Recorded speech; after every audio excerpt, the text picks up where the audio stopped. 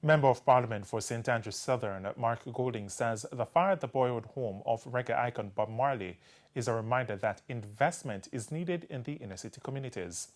According to Mr. Golding, the houses need to be replaced or refurbished. He said too many inner-city families live in dilapidated buildings similar to the one Bob Marley once called home.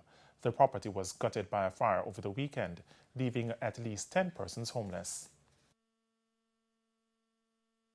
We have a lot of fires, unfortunately, because of the old housing stock and the crowded conditions and the fact that some of the electrical connections are not always formalized. So, you know, this is a part of the problem of the lack of investment in our inner cities, and especially in housing.